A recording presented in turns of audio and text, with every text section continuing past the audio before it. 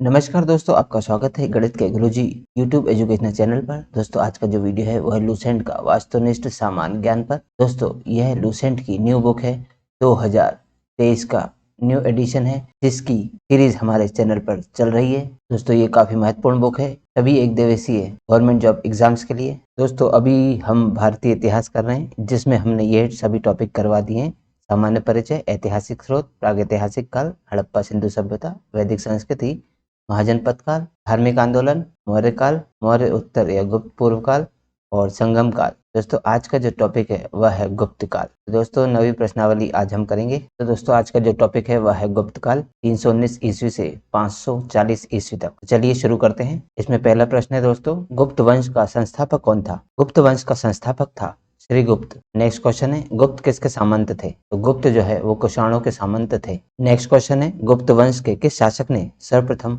महाधिराज की उपाधि धारण की? गुप्त वंश के चंद्रगुप्त प्रथम ने सर्वप्रथम महाधिराज की उपाधि धारण की थी। नेक्स्ट क्वेश्चन है, सूची 1 को सूची 2 के साथ सुमेलित कीजिए। दोस्तों सूची 1 को सूची 2 के साथ सुमेलित करना है। सूची 1 में अभिलेख या लेख दिए गए हैं और सूची 2 में ये लेख किन के द्वारा लिखवाए गए हैं उनके नाम दिए। तो दोस्तों पहला है प्रयाग या जिसे इलाहाबाद कहते हैं। तो प्रयाग का प्रशस्ति अभिलेख जो है वो किसने लिखवाया?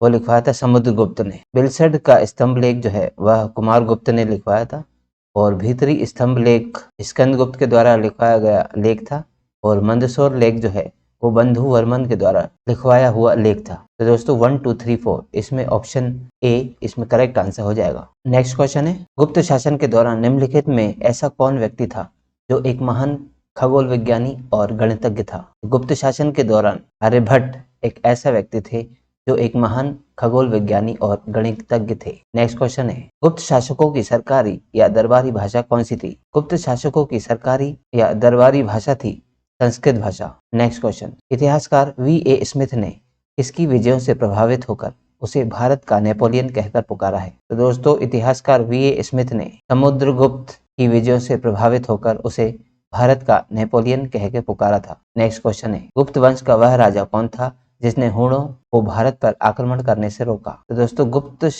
वंश का वह राजा था स्कंदगुप्त, जिसने हूणों को भारत पर आक्रमण करने से रोका था। नेक्स्ट क्वेश्चन है, गुप्त राजवंश किस लिए प्रसिद्ध था? गुप्त राजवंश कला एवं स्थापत्य के लिए प्रसिद्ध था। नेक्स्ट क्वेश्चन, अजंता कलाकृतियां किससे संबंधित है? अजंता कलाकृतियां गुप्त काल से संबंधित है। नेक्स्ट क्वेश्चन, कुछ विद्वानों के अनुसार कवि कालिदास किसके राजकवि थे? तो कुछ विद्वानों के अनुसार कवि कालिदास जो है वो चंद्रगुप्त द्वितीय यानी विक्रमादित्य के राजकवि थे। नेक्स्ट क्वेश्चन है, अजंता चित्रकारी का विषय वस्तु निम्नलिखित में से किससे संबंधित है? तो अजंता चित्रकारी का विषय वस्तु बौद्ध धर्म से संबंधित है। नेक्स्ट क्वेश्चन है, उत्तर गुप्त युग में जो विश्वविद्यालय प्रसिद्ध हुआ वह कौन था? उत्तर गुप्त युग में जो विश्वविद्यालय प्रसिद्ध हुआ वह नालंदा विश्वविद्यालय था। नेक्स्ट क्वेश्चन, एरन अभिलेख का संबंध किस शासक से है? एरन अभिलेख का संबंध अनुगुप्त शासक से है। नेक्स्ट क्वेश्चन, फाहियान किसके शासनकाल में भारत आया था? फाहियान चंद्रगुप्त द्वितीय के शासनकाल में भारत आया था। नेक्स्ट क्वेश्चन, भारतीय संस्कृति का स्वर्ण युग किस काल को माना जाता है? भारतीय संस्कृति का स्वर्ण युग यानी गोल्डन एज गुप्त काल को माना जाता है। अगला प्रश्न है प्रश्न नंबर 17, फाहियान कहाँ का निवासी था? फाहियान चीन का निवासी था। नेक्स्ट क्वेश्चन है, सेतुबंध का रचनाकार प्रवरसेन द्वितीय किस वंश का शासक था? सेतुबंध का रचनाकार प्रवरसेन द्वितीय वाकाटक वंश का शासक था। अगला प्रश्न है प्रश्न नंबर 19, किस गुप्तकालीन शासक को कविराज कहा गया? तो समुद्रगुप्त वह गुप्तकालीन शासक था जिसको कविराज कहा गया। नेक्स्ट क्वेश्चन है, स्कंदगुप्त को किस स्तंभ लेख में चक्रोपम कहा गया? स्कंदगुप्त को कहोम स्तंभ लेख में चक्रोपम कहा गया है। नेक्स्ट क्वेश्चन, श्रीलंका के राजा मेघवर्मन ने किस स्थान पर भगवान बुद्ध का मंदिर बनवाने के लिए समुद्रगुप्त से अनुमति मांगी थी? श्रीलंका के राजा मेघवर्मन ने बोध गया में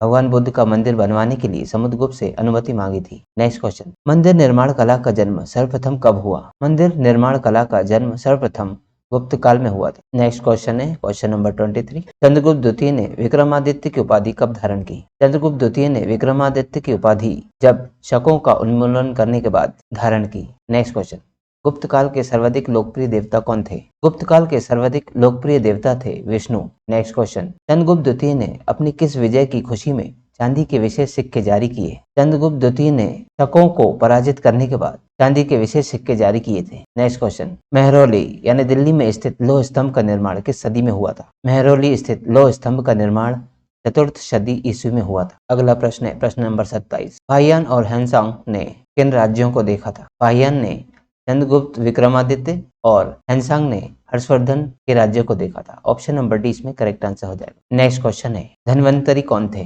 धन्वंतरी जो है वो चंद्रगुप्त विक्रमादित्य के राजदरबार के नवरत्न में से एक जो कि प्रसिद्ध चिकित्सक थे। तो धन्वंतरी एक चिकित्सक थे जो चंद्रगुप्त विक्रमादित्य के दरबार में उनके नवरत्नों में शामिल थे। ऑप्शन नंबर बी इसका करेक्ट आंसर हो जाएगा। नेक्स्ट क्वेश्चन, गुप्तकालीन शासन प्रणाली किस प्रकार की थी? गुप्तकालीन शासन प्रणाली थी राजतंत्रात्मक। नेक्स्ट क्वेश्चन है फाहियान द्वारा रचित ग्रंथ पो कुआ की में निम्न में से किसका विवरण नहीं मिलता? फाहियान द्वारा रचित ग्रंथ पो कुआ की में बौद्ध धर्म के सिद्धांतों का विवरण नहीं मिलता, जबकि इस ग्रंथ में बौद्ध राज्यों का, गौतम बुद्ध के उपदेशों का और बौद्ध मंदिर, स्तूपों एवं विहारों का विवरण मिलता है। ऑप्शन नंबर ए इसमें करेक्ट आंसर हो जाएगा। नेक्स्ट क्वेश्चन, गुप्त स्थापत्य कला का सर्वोत्कृष्ट मंदिर निम्न में से कौन है? गुप्त स्थापत्य कला का सर्वोत्कृष्ट मंदिर देवगढ़ का दशावतार मंदिर है। अगला प्रश्न है प्रश्न नंबर 32। अजंता की गुफाओं में किन गुफाओं का निर्माण गुप्त काल में हुआ था? तो अजंता की गुफाओं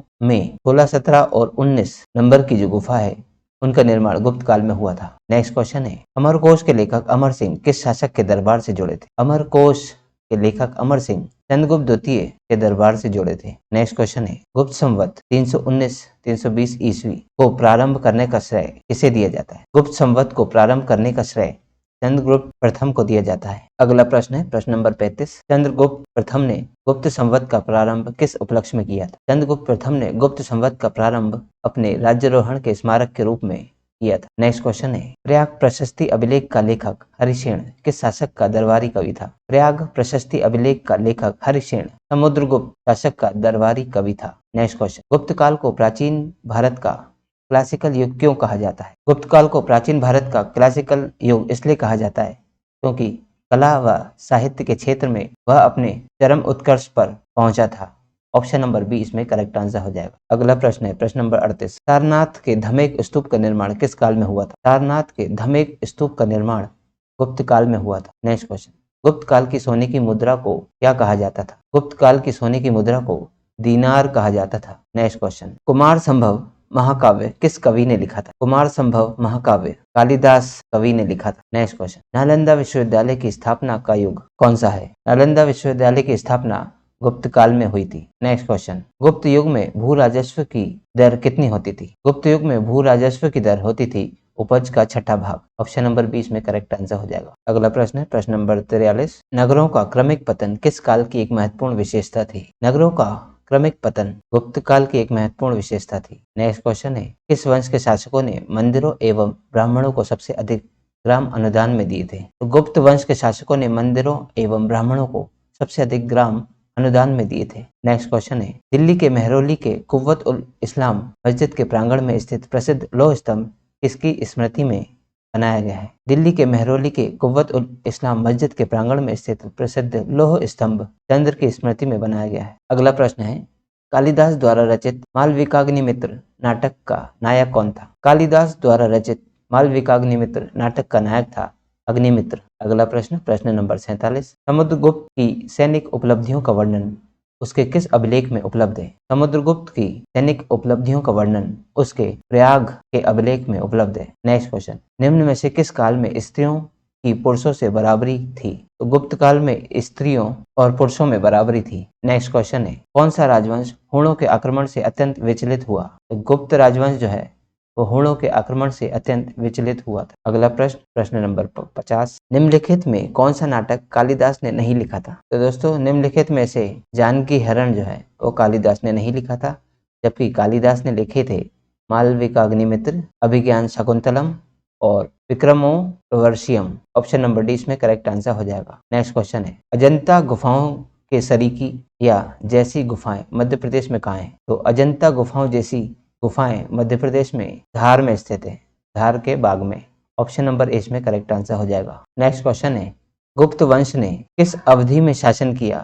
गुप्त वंश ने 319 से 500 ईस्वी की अवधि में शासन किया था? नेक्स्ट क्वेश्चन है बाल विवाह की प्रथा कब आरंभ हुई? बाल विवाह की प्रथा गुप्त काल में आरंभ हुई थी। नेक्स्ट क्वेश्चन है सोने के सर्वाधिक सिक्के किस काल में जारी किए गए? सोने के सर्वाधिक सिक्के गुप्त काल में जारी किए गए थे। नेक्स्ट क्वेश्चन है यूरोपीय भाषा में अनुदित यानी अनुवादित प्रथम भारतीय ग्रंथ कौन सा है? तो यूरोपीय भाषा में अनुवादित प्रथम भारतीय ग्रंथ है अभिज्ञान शाकुंतलम। ऑप्शन नंबर बी इसमें करेक्ट आंसर हो जाएगा। नेक्स्ट क्वेश्चन है सती प्रथा का पहला उल्लेख कहाँ से मिलता है? सती प्रथा का पहला उल्लेख मिलता है हिरण अभिलेख से। नेक्स्ट क्वेश्चन है गुप्त वंश के निम्नलिखित शासकों को क्रम से लगाइए। तो दोस्तों 1 2 3 4 5 ये 5 शासकों के नाम दिए हैं और इन्होंने किस क्रम से गुप्त वंश में शासन किया इसे हमें क्रम से बताना है। तो सबसे पहले दोस्तों चंद्रगुप्त था, दूसरा समुद्रगुप्त, तीसरा चंद्रगुप्त द्वितीय, इसके बाद कुमारगुप्त और इसके बाद स्कंदगुप्त ने शासन किया था। तो 1 2 3 4 5 यही क्रम सही है। ऑप्शन नंबर ई इसमें करेक्ट आंसर हो जाएगा। नेक्स्ट क्वेश्चन है गुप्तकालीन सिक्कों का सबसे बड़ा ढेर कहाँ से प्राप्त हुआ है? गुप्तकालीन सिक्कों का सबसे बड़ा ढेर प्राप्त हुआ है भरतपुर के बयाने से। नेक्स्ट क्वेश्चन है किस गुप्त शासक को नालंदा विश्वविद्यालय का संस्थापक माना जाता है? तो दोस्तों कुमारगुप्त प्रथम को नालंदा विश्वविद्यालय का संस्थापक माना जाता है। अगला प्रश्न है प्रश्न नंबर 60। दोस्तों इस प्रश्न में कथन ए दिया है और उसका कारण दिया है आर। तो कथन ए है कि प्राचीन भारत में सामंती व्यवस्था यानी फ्यूडल सिस्टम का अभ्युदय सैनिक अभियानों में देखा जा सकता है। तो कारण क्या है कि गुप्त काल में सामंती व्यवस्था का पर्याप्त विस्तार हुआ था। तो दोस्तों इसमें ऑप्शन नंबर बी करेक्ट है। ए और आर दोनों सही हैं, लेकिन आर जो है वह कथन ए की सही व्याख्या नहीं करता। नेक्स्ट क्वेश्चन गुप्त काल में उत्तर भारतीय व्यापार निम्नलिखित किस एक पत्तन से संचालित होता था? गुप्त काल में उत्तर भारतीय व्यापार ताम्रलिप्ति पत्तन से संचालित होता था। नेक्स्ट क्वेश्चन है गुप्त शासकों द्वारा जारी किए गए चांदी के सिक्के क्या कहलाते थे? तो गुप्त शासकों द्वारा जारी किए गए चांदी के सिक्के रूपक कहलाते थे। नेक्स्ट क्वेश्चन है सूची 1 को सूची 2 के साथ सुमेलित कीजिए और सूचियों के नीचे दिए गए कोड का प्रयोग करते हुए सही उत्तर का चयन कीजिए। सूची 1 और सूची 2 को सम्मिलित करना है दोस्तों। सूची 1 में व्यक्तियों के नाम दिए हैं और सूची 2 में वह व्यक्ति कौन थे, क्या थे, ये बताना है। तो पहला नाम है विशाख दत्त। विशाख दत्त जो है वो एक नाटककार थे। वराहमिहिर खगोल वैज्ञानी थे, चरक चिकित्सक थे और ब्रह्मगुप्त जो है वह एक गणितज्ञ थे। तो 2314 ऑप्शन नंबर सी इसमें करेक्ट आंसर हो जाएगा। Next question number 64। चंद्रगुप्त द्वितीय के काल में विद्या कला व साहित्य का महान केंद्र कौन सा था? चंद्रगुप्त द्वितीय के काल में विद्या कला और साहित्य का महान केंद्र था उज्जैन। नेक्स्ट क्वेश्चन है कालिदास की किस कृति की गिनती विश्व की 100 प्रसिद्ध साहित्य कृतियों में होती है? कालिदास की अभिज्ञान शाकुंतलम की गिनती विश्व की 100 प्रसिद्ध साहित्य कृतियों में होती है। नेक्स्ट क्वेश्चन है वर्तमान गणित में दशमलव प्रणाली आविष्कार का श्रेय निम्न में से किस युग को है? वर्तमान गणित में दशमलव प्रणाली आविष्कार का श्रेय गुप्त युग को जाता है। नेक्स्ट क्वेश्चन है निम्न में से कौन सा गुप्त वंश के पतन का कारण नहीं था? तो दोस्तों हमें यह बताना है कि गुप्त वंश का पतन का कारण कौन सा नहीं था। तो दोस्तों इसमें है सत्ता के नियंत्रण के लिए आंतरिक कलह नहीं हुई थी, जबकि गुप्त वंश के पतन का कारण थे स्कंदगुप्त के बाद केंद्र की शक्तियों का दुर्बल होना, हुणों का आक्रमण और प्रांतीय शासकों का विद्रोह करना। ऑप्शन नंबर डी इसमें करेक्ट आंसर हो जाएगा। नेक्स्ट क्वेश्चन है निम्नलिखित में किस गुप्त शासक ने अपने सिक्कों पर अपने को वीणा बजाते हुए आकृति में अंकित करवाया है? तो दोस्तों वह गुप्त शासक था समुद्रगुप्त, जिसने अपने को सिक्कों पर वीणा बजाते हुए आकृति में अंकित करवाया था। नेक्स्ट क्वेश्चन वह प्रथम भारतीय विद्वान कौन था जिसने गणित को एक पृथक विषय के रूप में स्थापित किया? तो दोस्तों वह भारतीय विद्वान थे आर्यभट्ट, जिसने गणित को एक पृथक विषय के रूप में स्थापित किया था। नेक्स्ट क्वेश्चन है गुप्तकालीन पुस्तक नवनीतकम का संबंध किससे है? गुप्तकालीन पुस्तक नवनीतकम का संबंध है चिकित्सा से। नेक्स्ट क्वेश्चन तांबे का सिक्का जारी करने वाला पहला गुप्त शासक कौन था? तांबे का सिक्का जारी करने वाला पहला गुप्त शासक था रामगुप्त। ऑप्शन नंबर सी इसमें करेक्ट आंसर हो जाएगा। नेक्स्ट क्वेश्चन है सुमेलित कीजिए। सूची 1 को सूची 2 के साथ सुमेलित करना है। सूची 1 में शासकों के नाम दिए हैं और सूची 2 में उनके द्वारा लिखे गए अभिलेख दिए हैं। तो दोस्तों समुद्रगुप्त द्वारा लिखा गया अभिलेख था प्रयाग प्रशस्ति अभिलेख और चंद्रगुप्त द्वितीय के द्वारा लिखा गया अभिलेख था मेहरौली का लौह स्तंभ लेख और स्कंदगुप्त के द्वारा लिखा गया लेख था भीतरी का स्तंभ लेख और बुद्धगुप्त के द्वारा लिखा हुआ लेख था पहाड़पुर का ताम्रपत्र अभिलेख। 1 2 3 4 ऑप्शन ए इसमें करेक्ट आंसर हो जाएगा। अगला प्रश्न है सुमेलित करना। सूची 1 को सूची 2 के साथ सुमेलित करना है। तो दोस्तों सूची 1 में मुद्राओं के प्रकार दिए हैं और सूची 2 में जिन शासकों ने यह मुद्रा चलाई थी उनके नाम दिए हैं। तो दोस्तों चंद्रगुप्त प्रथम ने कुमार देवी प्रकार के मुद्रा का प्रचलन किया और समुद्रगुप्त ने वीणा वादन प्रकार के सिक्के चलाए। चंद्रगुप्त द्वितीय ने चक्र विक्रम प्रकार के सिक्के का प्रचलन किया और कुमारगुप्त प्रथम ने कार्तिक प्रकार के सिक्के जारी किए थे। तो 1 2 3 4 ऑप्शन ए इसमें करेक्ट आंसर हो जाएगा। नेक्स्ट क्वेश्चन है क्वेश्चन नंबर 74। सुमेलित कीजिए। सूची 1 को सूची 2 के साथ सुमेलित करना है। दोस्तों सूची 1 में शासकों के नाम दिए हैं और सूची 2 में उनके द्वारा धारण की गई उपाधि। तो दोस्तों सबसे पहले चंद्रगुप्त प्रथम ने महाधिराज की उपाधि धारण की थी और समुद्रगुप्त ने अश्वमेध पराक्रम की उपाधि धारण की। चंद्रगुप्त द्वितीय ने परम भागवत की उपाधि धारण की और स्कंदगुप्त ने चक्रोपम की उपाधि धारण की थी। 1 2 3 4 ऑप्शन नंबर डी इसमें करेक्ट आंसर हो जाएगा। नेक्स्ट क्वेश्चन है सूची 1 को सूची 2 के साथ सुमेलित कीजिए। सूची 1 और सूची 2 के साथ सुमेलित करना है। सूची 1 में शासकों के नाम दिए हैं और सूची 2 में उनकी पत्नियों के नाम दिए हैं। दोस्तों चंद्रगुप्त प्रथम की पत्नी थी कुमार देवी, रामगुप्त की पत्नी का नाम था ध्रुव देवी, समुद्रगुप्त की पत्नी का नाम था दत्ता देवी और रुद्रसेन द्वितीय की पत्नी का नाम था प्रभा देवी। 1 2 3 4 ऑप्शन ए में करेक्ट आंसर हो जाएगा। नेक्स्ट क्वेश्चन है किस गुप्त शासक ने दक्षिणापथ में स्थित 12 राज्यों पर धन विजय की। तो दोस्तों समुद्रगुप्त वह गुप्त शासक था जिसने दक्षिणापथ में स्थित 12 राज्यों पर धन विजय की थी। नेक्स्ट क्वेश्चन है सर्वराज्योच्छेता यानी सभी राजाओं को उखाड़ फेंकने वाले की उपाधि किसने धारण की थी। सर्वराज्योच्छेता यानी कि सभी राजाओं को उखाड़ फेंकने वाला की उपाधि समुद्रगुप्त ने धारण की थी। नेक्स्ट क्वेश्चन है किसने अंतिम शक शासक रुद्रसिंह तृतीय को पराजित कर और उसकी हत्या कर शकों का अंतिम रूप से उन्मूलन किया था। तो दोस्तों चंद्रगुप्त द्वितीय ने शक शासक रुद्रसिंह तृतीय को पराजित कर और उसकी हत्या कर शकों का अंतिम रूप से उन्मूलन किया था। अगला प्रश्न है सूची 1 को सूची 2 से सुमेलित कीजिए। सूची 1 में रचनाकार के नाम दिए हैं और सूची 2 में उनके द्वारा लिखी गई रचना के नाम दिए हैं। तो दोस्तों आर्यभट्ट ने आर्यभट्ट की रचना की थी, धन्वंतरी ने नवनीतकम की रचना की थी, ब्रह्मगुप्त ने ब्रह्म सिद्धांत की रचना की और वराहमिहिर ने पंच सिद्धांतक की रचना की थी। ऑप्शन 1 2 3 4 ऑप्शन नंबर ए इसमें करेक्ट आंसर हो जाएगा। नेक्स्ट क्वेश्चन है दोस्तों सुदर्शन झील जिसका निर्माण चंद्रगुप्त मौर्य के सौराष्ट्र प्रांत के गवर्नर पुष्यगुप्त ने करवाया था तथा जिसकी मरम्मत पहली बार शक शासक रुद्रदमन ने करवाई थी और दूसरी बार मरम्मत किसने करवाई। दोस्तों सुदर्शन झील जिसका निर्माण चंद्रगुप्त मौर्य के सौराष्ट्र प्रांत के गवर्नर पुष्यगुप्त ने करवाई थी और जिसकी पहली मरम्मत करवाई थी शक शासक रुद्रदमन ने और दूसरी मरम्मत जो है वह करवाई थी स्कंदगुप्त ने। ऑप्शन बी इसमें करेक्ट आंसर हो जाएगा। नेक्स्ट क्वेश्चन है सुमेलित कीजिए। सूची 1 को सूची 2 के साथ सुमेलित करना है। दोस्तों सूची 1 में प्रशासकीय विभाजन क्षेत्र दिए गए हैं और सूची 2 में वहां के प्रशासकों के नाम दिए हैं। तो दोस्तों जैसे भुक्ति या जैसे प्रांत कहते थे वहां के प्रशासक होते थे उन्हें उपरिक कहा जाता था। जिला यानी विषय के प्रशासक जो होते थे उन्हें विषयपति कहा जाता था और नगर के प्रशासक जो होते थे उन्हें नगरपति कहते थे और ग्राम के प्रशासक को ग्रामिक कहा जाता था। 1 2 3 4 ऑप्शन ए इसमें करेक्ट आंसर हो जाएगा। नेक्स्ट क्वेश्चन है दोस्तों कौन सुमेलित नहीं है। ये ABCD चारों ऑप्शन में कौन सही सुमेलित नहीं है हमें ये बताना है। तो दोस्तों पहला है महासंधि विग्राहिक, यह युद्ध व शांति का मंत्री होता था, बिल्कुल सही है। महादंड नायक जो सेना का सर्वोच्च अधिकारी होता था, ये भी सही है। विनय स्थिति स्थापक धार्मिक मामलों का प्रमुख अधिकारी होता था, ये भी सही है। लेकिन महाश्वपति गज सेना का अध्यक्ष होता था, ये गलत है। वह अश्व सेना का अध्यक्ष होता था, तो ऑप्शन ये गलत है। यानी कौन सुमेलित नहीं है ये बताना है, तो ऑप्शन डी जो है वही सुमेलित नहीं है। ऑप्शन नंबर डी इसका करेक्ट आंसर हो जाएगा। नेक्स्ट क्वेश्चन है सुमेलित कीजिए। सूची 1 को सूची 2 के साथ सुमेलित करना है। तो दोस्तों सूची 1 में भूमियों के बारे में बताया गया है और सूची 2 में वह भूमि किस योग्य होती थी यह बताया गया है। तो क्षेत्र भूमि जो है वह कृषि योग्य भूमि होती थी। वास्तु भूमि जो है वो निवास योग्य भूमि होती थी।